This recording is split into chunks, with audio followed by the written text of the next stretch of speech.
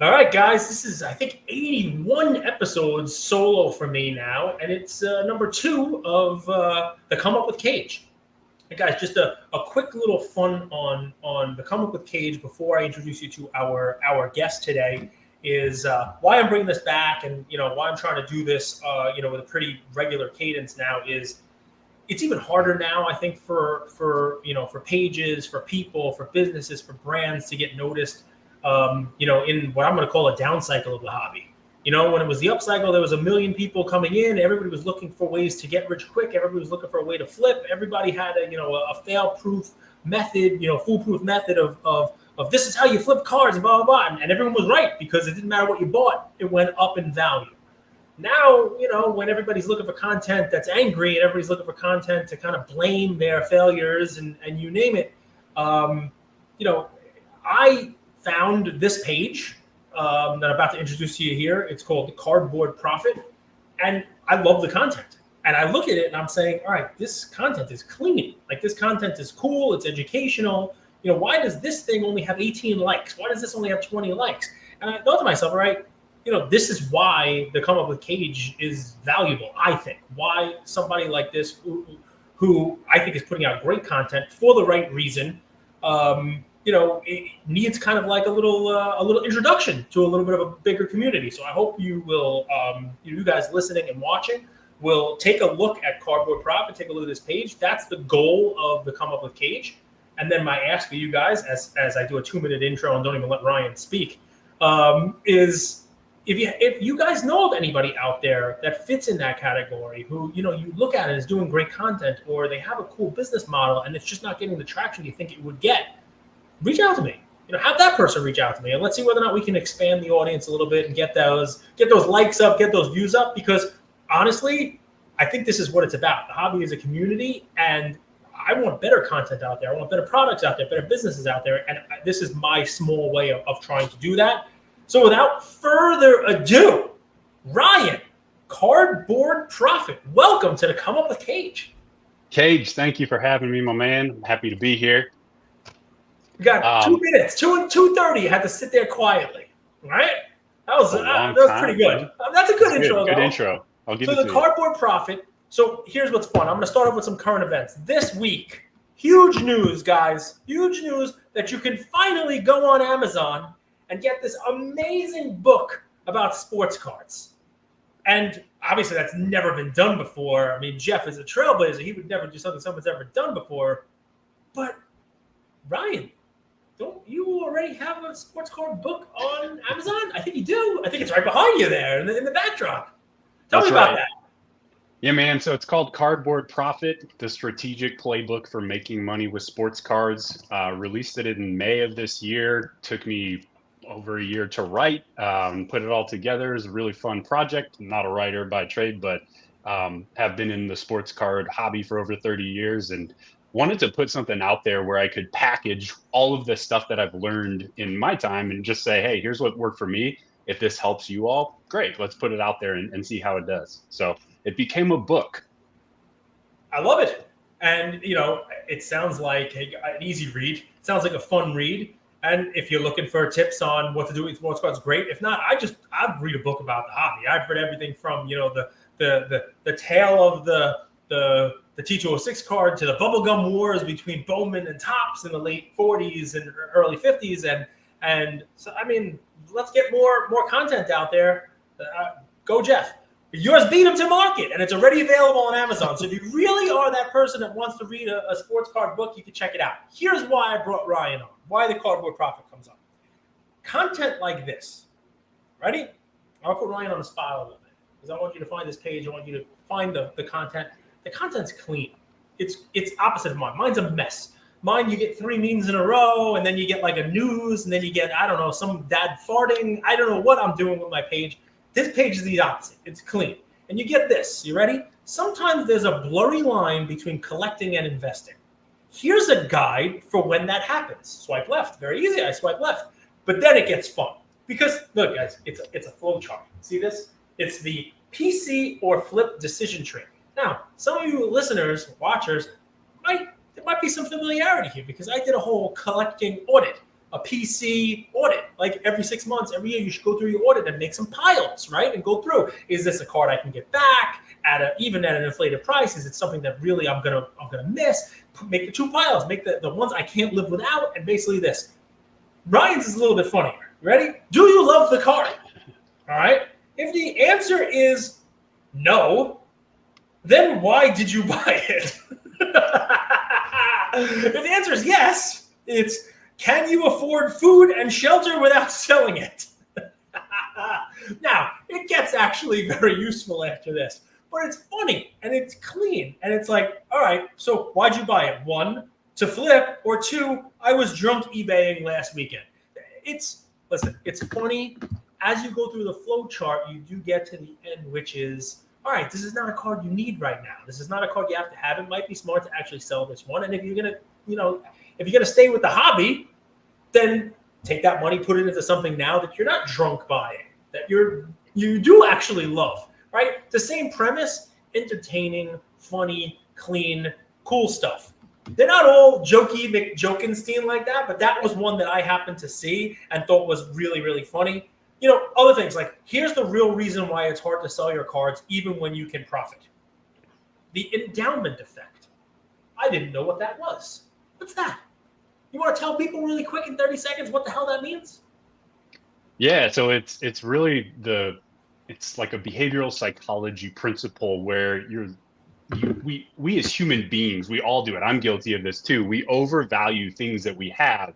So if you own a card and you say, well, market price for this is like $100. I want $105, but I wouldn't even pay $90 for that same card. Like that's kind of the idea of it. And it's why I think we see a lot of times sellers have a little bit of a skewed reality of what something is worth. When they try to sell something, there's a little bit of a discrepancy between what someone will actually pay and what the card is worth.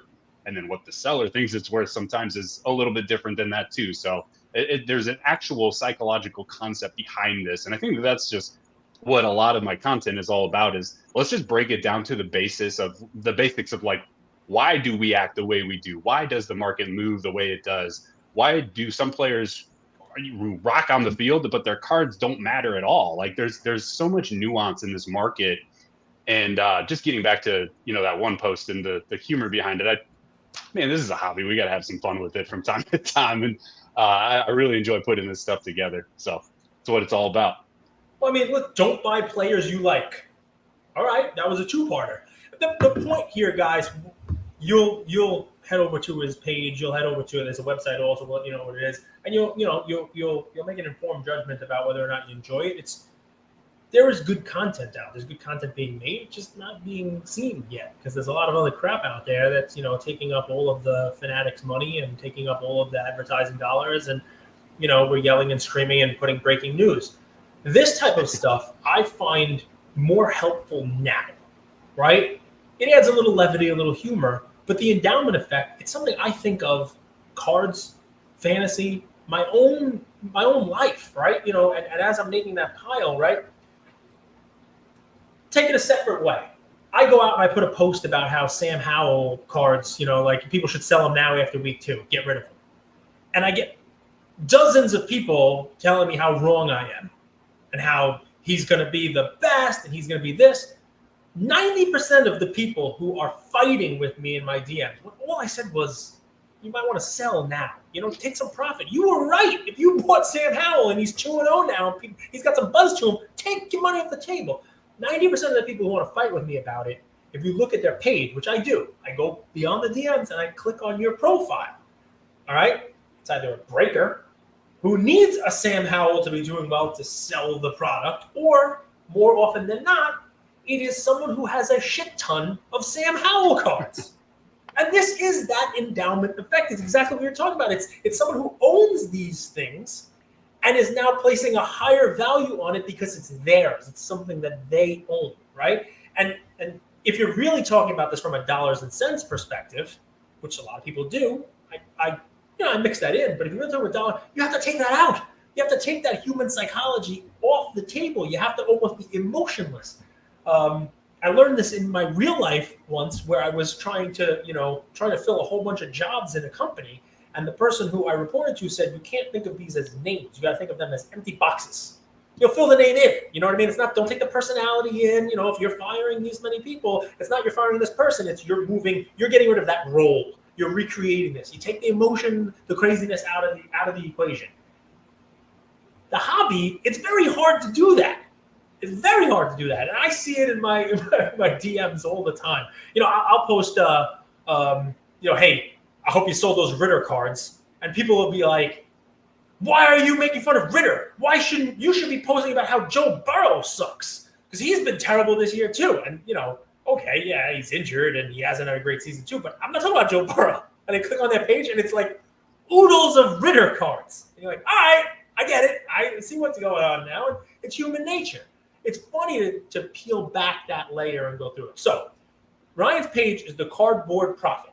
Tell me what your goal is with the page. Tell me why people should, why people should go see it and what they should expect. And kind of like what your aim is with the Cardboard Profit, that page and book and the website. Yeah, well, I think there's a lot of really good content out there nowadays for sports cards in general. When I was first, I've been in this market for 30 years, but I started doing this as a business or looking at cards as more of an investment or flipping opportunity about 16 years ago.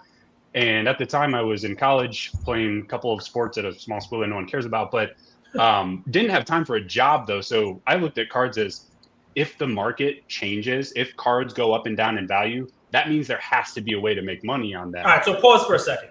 Yeah. I said we're going to let him go, but he's not. 99% of the people who come on here, including myself, talk about how they collected as a kid, but then in college they figured out how to work a keg. They figured out that they were attracted to the opposite sex or maybe the same sex, whatever it is you were attracted, but you weren't attracted to cardboard anymore. And everybody kind of gave it up, and the majority of people have come back to it, right? You ran towards it in college. I mean, did you not like beer? I mean, was the sports not going so well? How the hell does that happen?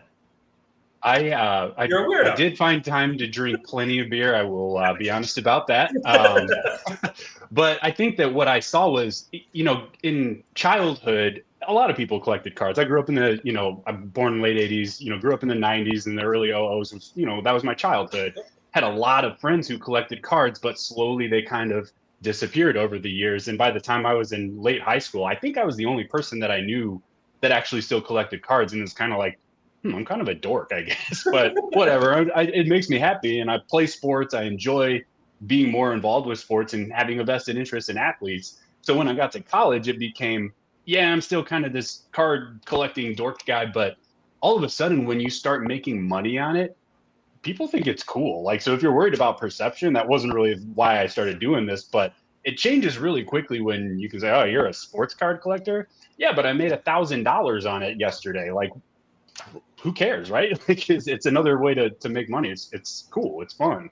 So you saw there were fluctuations in value. What did you do in college and beyond with the cards? You were buying low, selling high kind of stuff, or what?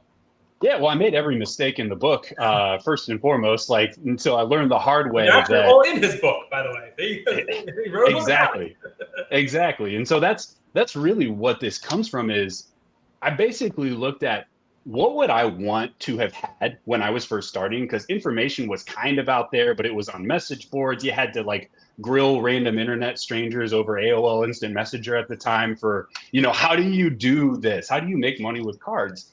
And that was the problem that I set out to solve was it's 2022 when I started this, and 2023 now, and I still haven't found a single source of truth that says, here's how to make money with sports cards. Here's a breakdown of all these different strategies. Here's what not to do. You can find a lot of that content on YouTube, but you either have to watch hours and hours and hours of content, or it's in different channels, different places. So I tried to basically compress 16 years worth of learnings and, mistakes and what not to do. And all the stuff that I've learned from, thousands and thousands of hours of experience in this market and compress that down into a book that it's 160 some odd pages. You could read it in a week pretty easily. And just, it's how can I shorten that learning curve for the next person and do it in a way that's easily digestible and just kind of keep it light? Because, it's fun. It's a hobby still at the end of the day, but there is an opportunity to make money on cards. And sometimes it's just about getting off on the right foot. There's a lot of loud folks out there that no. I think what made me really irritated was during the pandemic, there were so many new people and it was this is awesome. I love this. but I didn't have a platform at the time of any kind. And now I'm still small potatoes here, but trying to grow that, because during the pandemic, there was no one there to kind of welcome and help those new people. A lot of bad information was being thrown out. That's why you see, random paper tops base card PSA 10s going for hundreds and hundreds of dollars of like bad players, even stuff that just has never made sense. And if there was, had I been doing this at the time, I hope that I would have been able to have made a bigger impact in steering people away from things that don't make sense and more toward what we've seen work over the course of history in the card market. Buy rarity, focus on the higher grade stuff. Like, why are people buying PSA 9s of base card? I won't go there, but so I kind of just said, all right, enough is enough. I'm going to go and try to be the change that I want to see here, because I don't see anyone else doing it. Let me see if I can help some of these folks just get started. And it's not a thing that it's like something you learn and then it. So it's not something that needs to be a month over month over month over month subscription where you're paying hundreds and hundreds of dollars to someone to learn this. Like, I just want to help people get started and then send them on their way. So it's more of a, so they're not how going can to I give the empower whole book people? away for free, right? But if someone's listening to this now and they're on the fence, maybe I'll go to the Cardboard Profit page. Maybe I'll take a look at the book.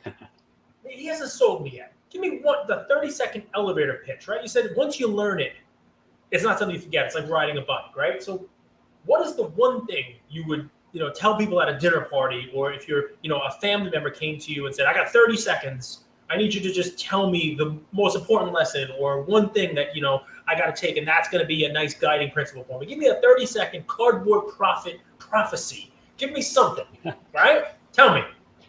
Yeah, well, and if you have to ask the question, maybe the book isn't for you. It's possible that it's not. But I think that what I'll hang my hat on is I've put out a lot of what's worked for me. And one of the things that I attribute a lot of my success to over the years in this market is understanding the idea of opportunity cost. I think is my favorite principle of just people that everyone has emotions that are attached to cards, right? Because they're athletes, we're all sports fans. Like that's just part of it. And so when you are investing in something, you have to look at it, Cage, back to your point, like you can't look at these as people, you have to look at them as just boxes. So cards have to be looked at as, this is just an asset if my goal is to make money. If you're collecting, do what you want, do what makes you happy. But if you're investing, take the emotion out of it. Stop worrying about, did I take a loss on this? I don't want to sell because I'm going to lose $2 on this. Yeah, but you're losing way more money by holding onto a sinking ship asset instead of taking the value out of that and then putting it into something that is going to rise higher and faster. So being able to kind of just zoom out and see the big picture, I think is one of the things that a lot of newer folks mess up on. And even some experienced folks, it's hard, right? It's hard to do that. But if you can get some perspective there, it can help you be more objective about when you buy, when you sell, not worrying so much about the ego of like, did I take a loss? Right. Yeah, you might take a loss today, but you're going to win big tomorrow because of that. The sentence of I'm into it for almost becomes irrelevant. You have to always be evaluating, right? Like, okay, well, you might be into it for that, but what's it worth now? And what can you turn what it's worth now into going forward? That's your opportunity cost of what you're talking about, right? So you may have paid $200 or something, it's worth $150 today. You see an opportunity at $150 to turn it into $300, but you're not ready to sell your $200 investment because you don't want to take that $50 loss. That's stupid, right? Now we didn't talk about it as far as emotions of who the player was, but when you throw that on top, it's even harder, right? I'm a Trae Young fan. I'm not selling the Trae Young card that I paid $200 for $150 now, even though that $150 in your pocket, you can now go and buy, the Anthony Edwards card that's going to pop in the next month because people think he's going to take the next step this season. It's an interesting thing to think about. I mean, it's very valid, and the problem is the crackheads who are listening to this and watching this, it is an impossible thing for us to separate. I can tell you, I can talk about it until I'm blue in the face. I get enamored with my guys. I have a stack of Isaac Bruce cards in my basement. I got a stack of, Drew Bledsoe cards in my basement. Hell, I mean, I made a big investment on Albert Bell. I got like stacks of his upper deck rookie cards. I might as well throw them in the fireplace, because that, as much as I love what you're saying and how you're saying it, and it is very important, I also don't want to be that robotic because I get romantic about the hobby. We do want to invest in our guys. And I mean, it's a fun, it's a fun line to kind of, tiptoe on, right? It makes it fun. Exactly. Yeah. No, I think that's part of it is just deciding what do you want to collect, what do you want to keep, and if you can try to separate that a little bit better, that makes it way easier to stay objective about the things that you do want to try to flip eventually. And no one says you have to flip anything. If you like collecting, just collect. That's fine too. So I'm gonna let Ryan go in a couple minutes, but topics on his page like I lost $1,000 twice. Ouch. I mean, that's okay. You see, people like, oh, look what I lost. That's my worst mistake ever. And it's like, gosh, your stuff, the whole deal. But here's what you'll find on the Cardboard Profit page. You don't find in those. It's I lost $1,000 on cards twice. Here's how. Here's what I did. Here's what I did wrong. So it's what you can learn from it. There's a lesson in there. And I try to do that also. I mean, guys, anybody who's listened to me for 3 years and change knows I've made my share of mistakes. Some of it is emotional. Some of it is getting caught up in it. Like even when you're making money selling cards at a profit, you're immediately rolling those back into cards that emotionally you should never have bought those with a rational mind. Oh, everything's going. Let's go to the moon. It's and it just doesn't work. And then all of a sudden you're right back down, riding that roller coaster, back down. But I mean, it's interesting to hear the perspective of somebody, not just, hey, I lost money, or not just here's how to do it. It's here's what I did wrong. Let's learn from it together. Here's why I'm not making that same mistake again. That's cool stuff. You can look at the Cardboard Profit and be like, wow, here's another guy who's just telling us what to do. Hey, do what I say. It's not. It's a lot more than that. It's a lot of, psychology, emotion on the cards, how you can try to separate it, but more, here's what I've done. And let's kind of learn from it together and not make that same mistake going forward. It's interesting, content. It's done in a way that is easily consumable. So I'm gonna let you go, Ryan. Tell folks kind of where they can find your page, what your website is, where they can find your book, and kind of just you can take us out. If somebody gives you a look, what they can what you hope they would gain from interaction with your page and your brand. Yeah, well, thanks for that, Cage. I think, well, first of all, my Instagram is @CardboardProfit. Simple enough.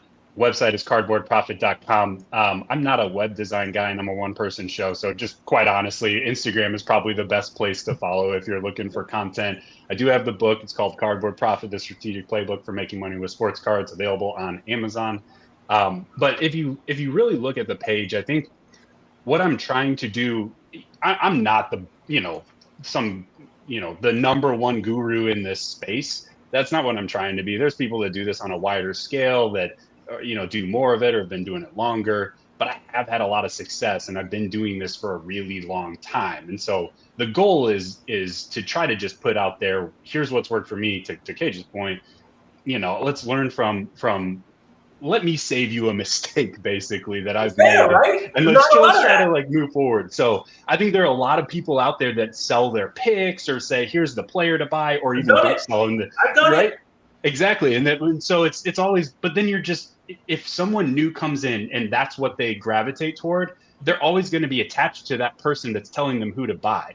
I want to get away from that and stop talking about here's who to buy and think of it more as here's how to pick your own player for who to buy, and kind of empower people to think about this in a way that just is more strategic than. It's like Andrew, who I used to do the show with. You say, you can lead a horse to water. You can lead a fish to water. That's what he would say. He makes the whole thing up. He was trying to talk about, you can give a man a fish and he'll eat for one day, but if you teach somebody how to fish, they will never go hungry. He somehow had the fish with leading a fish to water. But it's impressive. It was interesting. It's good stuff. But you're 100% right, guys. And I say I've done it, right? I've never sold picks, but we give card plays. I mean, that was fun when the market was in a very different place and everything was kind of booming and new people were coming in. That's what we're looking for. But you talk about emotion. You talk about how cardboard is different and how even success on the field doesn't necessarily equate to it. I mean, I told people after 1 week of baseball, Kyle Lewis from Seattle was going to win the Rookie of the Year, and he did. Right, but nobody wants his cards anymore. And even after he won the Rookie of the Year, no one wanted his cards. I mean, like you say, the PSA 9 paper rookie cards. Like, what are you going to do with it? And the market changed, the content changed, the whole game changed. But I guess what hasn't changed is some of the lessons that you're able to get from the Cardboard Profit page. I love having you on. Let me know whether or not, guys, in the comments, let me know what you think about this. I want to keep doing this. I do want to hear from you, other folks who want to, who you want to have on and kind of shine a spotlight on. I think it's something no one ever did for me. And when the Cardboard Profit becomes huge and his book outsells Jeff Wilson's book this year on Amazon, we're going to have him back on to kind of do the side-by-side comparison. Maybe he can give me a leg up one day when he's big and famous, this big, Cardboard Profit author. Anyway, listen, guys, check it out. It's Cardboard Profit. No underscores, no dashes, no nothing, just Cardboard Profit. It's pretty cool content. It's a good follow. Take a look. Ryan, thank you very much for coming on. I appreciate it. Appreciate you having me, Cage. It's been fun. All right. Talk to you soon. All right.